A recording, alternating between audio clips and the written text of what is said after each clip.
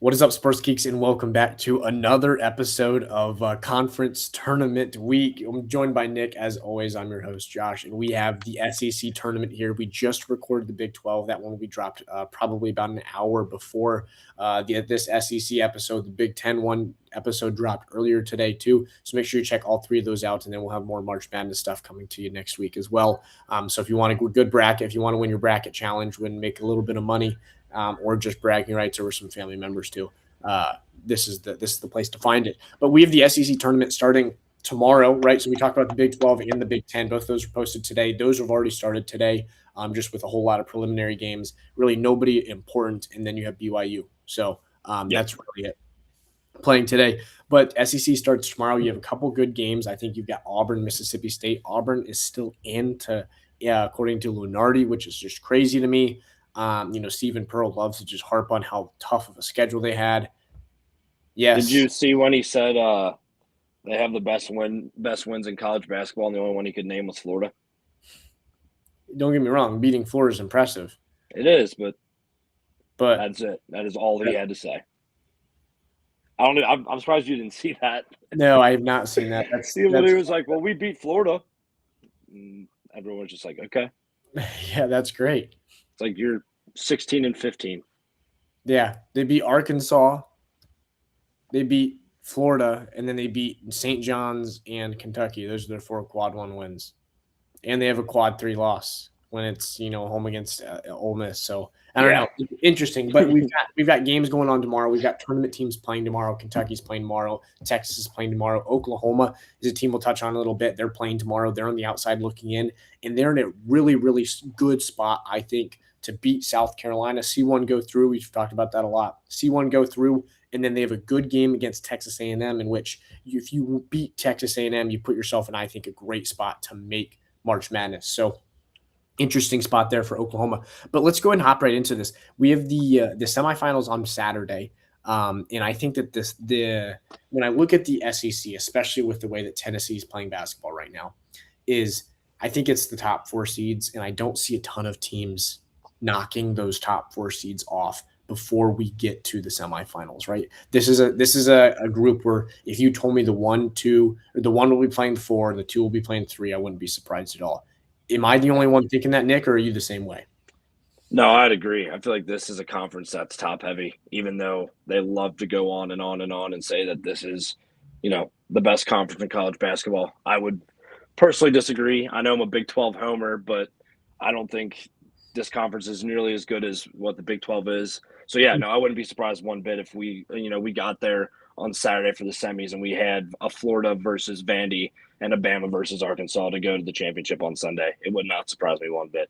Yep. I would agree with that. Now, the one sleeper team I want to talk about here. So we each have a sleeper team, and I don't think there's many sleeper teams to talk about here in the SEC. If we're being honest, Oklahoma is the sleeper team I want to talk about though, because they're playing very good basketball right now. And I look at what Oklahoma's done in the last month, right? And you're trending upwards, and this is the time where you need to be trending upwards. They've had they had the loss. They've won 6 of their last 8. They have the loss at Tennessee where they got blown out. That's really their only loss that I look at, and I'm like, ooh. But at the same time, I look before that, you win at Vanderbilt. I mean, absolutely huge win. You follow it up by you come home and you beat Georgia by 16, which was an impressive game that they pretty much dominated the entire time. And then you have the loss to Tennessee. You lose to Texas A&M in a very close game where Texas A&M was lights out from 3. And then you go beat Auburn. You win at LSU in a must-win game, right? You can't be losing that game. You go beat Missouri, and then you go beat Texas. You beat 3 tournament teams to close out your season, and then take care of business and what needs to be done against LSU. They've won 6 of their last 8 since they had a terrible losing stretch where they didn't win 9 in a row. Yeah, they didn't win a game from January 3rd was their one win. Their next win was February 7th. So you look at this team; they had their funk. They are playing very good basketball right now, and I just think when I look at this team, you have very good guard play. And I think that's what always stands out to me. You have Nigel Pack, right? Let's not forget about what he did when he was with Miami Hurricanes and when they're making runs, and Nigel Pack is playing spectacular, right? So you have very, very talented guy there. You also have Xavier Brown, right? The transfer from St. Joe's. He's an animal too. they have balanced scoring at the guard position that is also experienced. And I think that's what I'm looking for in March. Now, do they have what it takes on the defensive side of the ball? I think that's the only concern for Oklahoma. But when I'm looking for a sleeper team, they have good guard play. You put them up against Texas A&M, a team that shot lights out against them and only won by 4. I think I could see Oklahoma getting their lick back there and getting to that game against Arkansas. I don't see them really beating Arkansas. I think Arkansas is just too talented. Yes, sometimes inconsistent, but just too talented to drop that game to Oklahoma. But Oklahoma, I could see punching their bid to March Madness by winning against South Carolina and beating Texas A&M. It's a great pick because, I mean, yeah, we talked to you. Look back on it, they literally lost 9 in a row. Their first win back from that was a gutsy win on the road at Vanderbilt. Like, that's an insane – like, if you're going to turn it around, that is not the game you think, oh, we're just going to magically turn it around and go get a huge win. So, yeah, I mean, and you look at where they get to play South Carolina. I mean, okay, that should be an easy win. You get to play an A&M team that was really, really hot at the beginning of the year in conference play. That was probably more on the hands of they just had a really easy open to conference. Then they started getting into those tougher games, and then you saw the wheels start to fall off a little bit. So I think you could definitely get them there as well. But, yeah, they get to Arkansas. I think that's where it's probably going to be end of the line. But you get to 19 and 15. You never know when you got a committee ranking resumes because they could easily be like, look, you know what? They've been playing their best basketball down the stretch, and that deserves to be in. And because, I mean, if it was all off of computer rankings, yeah, they probably wouldn't make it. And, so be it. That's kind of how it is. But guess what? It's not. We got humans that are going to be sitting there, going to be going through brackets, voting on stuff. And I could easily see them somehow sneaking in, going up and playing in Dayton. But, I mean, shout out to Nigel Pack, 6th year. But that's kind of cool to see. He's in his 6th year at another stop. He's averaging 16 points, doing it on 47% shooting from the field and 45 from deep. And then Xavier Brown, like you talked about, he's having 16 himself. He's doing it on 47% shooting as well. I mean, it's impressive. They like to get out and score. They put up 88 a game. Like you said, the defensive end's not great. They're giving up more than 75 a game. That's going to be a problem because, like we talk about with, a familiar foe in this bracket with Alabama is if you don't play any defense and you only rely to try to outscore people, you're always usually going to meet your maker, and somewhere down that line, it's going to go bad for you, and you can't get a stop. So I think that might be the biggest problem for Oklahoma, especially when they get to that Arkansas game. If they're going to try to outscore Arkansas with Darius Acuff Jr. and Malik Thomas, you're not. Don't even try because we saw it this past weekend when Acuff didn't play. Malik Thomas went out and got 30 himself like it was nothing. So, I mean, yes. I mean, that obviously they have to get to Friday's game. I think we both agree that they will. They probably shouldn't have any problem Wednesday. Thursday, it'll be a fight. Don't get me wrong, it'll be a fight, but I don't trust this Texas A&M team. I think they took advantage of an easy SEC schedule for the most part to kind of get themselves into this spot to be in position. Because I think right now they're on the next, or not the first 4 or the last 4, but right before that. The last 4 buys? Yeah, they're at the last 4 buys right now. And they're about to play themselves out of the tournament as well. So, I think this could be a really good spot for Oklahoma. Shout out to them because obviously the wheels were falling off. People were saying, what are we doing here? This Oklahoma team shouldn't be this bad. Maybe it's time for regime change. And here we are. We find them in the 11 seed with a pretty favorable draw to at least get to Friday, to at least make the committee think and be like, hey, look, are they playing good enough down the stretch where we need to put them in? But for my sleeper team, it's kind of crazy to think about considering they've lost their last 2, both kind of in ass whoop fashion. But I think it can be Kentucky. I know it's kind of crazy to think about, but I like their draw. I think they got a pretty favorable draw to at least get to Friday. Once they get to Friday and have to play Florida, I think that could be, where we see it and it goes bad.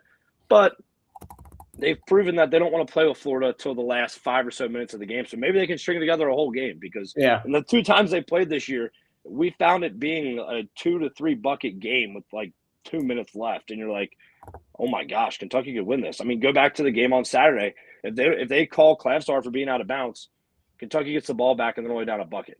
But they don't call it. They call the foul instead of him being out of bounds when he catches it. And Florida gets out of there with a win, even though they were up by 15-17 the whole game. I mean, I think this is a Kentucky team too. It's like, when are we going to see them have a full season where they don't get absolutely destroyed by injuries. Mm-hmm. Because, I mean, you see what they're doing with this roster. Yeah, it's not necessarily great, but at the same time, you look at it, they went 10-8 in conference or 19-12. They don't have Jaden Quaintance, who's probably going to be a top 15 pick, and they Yep. paid him millions of dollars. And they also don't have Jalon Lowe from Pitt, who also, at the start of the year when he was playing and he wasn't necessarily completely hurt, played very, very well. And Right. this was a team where we're like, all right, this Kentucky team could do some damage. Like they aren't a bad team, probably be a top 4 seed, come March. And now we're seeing it. They're probably going to be like a 7. I think Mm-hmm. it's a 6 or a 7 seed.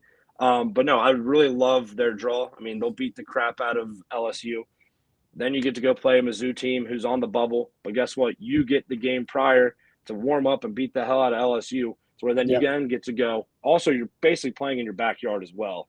We know this every year. Kentucky fans show out to this tournament, Yep. and it is going to be a sea of blue for Mm-hmm. this Missouri team. And I think it's a Missouri team that if they lose this, probably won't make the tournament, or they're going to be right on that bubble where you're going to have a really scary Sunday. Yep. But I think Kentucky can get the job done. They'll beat them there. And like I said, you never know with the Florida game. For some reason, Kentucky seems to always just randomly play them tough. Not the whole game, but towards the end. I think Otega Owe has been fantastic this year. I'm pretty sure he's on a really good stretch right now, 20-plus points per game in SEC play. I mean, he's averaging 18 right now and doing it on 47% shooting. It's really just who's going to be that second guy for him. Because Mm-hmm. early in the year, it was Colin Chandler. Colin Yep. Chandler was that guy early in the year. Now we kind of see it. He's kind of teetering off. He's only averaging 10 points per game right now. And then you got Denzel Aberdeen, another guy you paid millions of dollars for because Florida didn't want to float him the money that he thought he was worth. And maybe they were right. Maybe they were right because he's averaging 13. He's doing it on 43% shooting. But I feel like he hasn't been that, all right, I need to be that number one guy. Like, I need to Yep. be that top guard. I deserve to be the top guard for this team. Absolutely. But no, I mean, it's a team that's been riddled with injury. I mean, you literally look at it, Jalon Lowe played 9 games. Jaden Quaintance played 4. Those are 2 of your top guys that are supposed to be starters on this team. You never really got to see him in action. I mean, really one of the only games you did get to see Quaintance play most of the game was St. John's, and he looked fantastic. Yep. And that's when it was like the turning point of their season. You're like, is this when we're going to get the Kentucky back that we thought? No. Then they both hurt. They're both out for the rest of the year. And it's tough because, I mean, you got a starting center in Malachi Moreno. He's going to be really, really good for Kentucky, but he's a true freshman. I mean, Yep. it's just tough. It's tough, but I think this is a Kentucky team that can get 2 wins, maybe put up a valiant effort against Florida, but I feel like that's good enough to where they're able to win 2 games and get to the quarterfinals, on that Friday matchup at 1 o'clock and maybe, just maybe, have enough crowd and enough moxie behind them to make Florida think twice. Yep. Yeah, I would agree with that. I think Kentucky is in a spot. I think Missouri's not necessarily playing their best basketball right now, and like you said, getting to play a game before you getting to play a game where you're really not playing against a good team, right? You're really not playing against a team that's a threat. Then that's always nice to get that going into the tournament. But like I said, Missouri's lost 3 of their last 5. Including losing to Oklahoma and then to Arkansas in overtime, which was actually a pretty good game for Missouri. Yeah. But I think when I look at the semifinals, so I'm assuming we're going to have top 4 seeds in the semifinals. I don't think Vanderbilt can compete with Florida, if I'm being honest. Vanderbilt, when they were playing their best basketball of the season in about mid-January, played Florida at home and gave up about 90-some to Florida, 95 or something to Florida, and lost that game. I think Vanderbilt was definitely not playing the basketball that they were playing in mid-January. Florida's playing significantly better basketball now than they were playing in mid-January. So I think Florida is almost a no doubt to the championship. When it gets to the championship, I think they're going to come up against Arkansas. I think Arkansas gets their lick back against Bama. Obviously had maybe game of the season, in all honesty, in double overtime.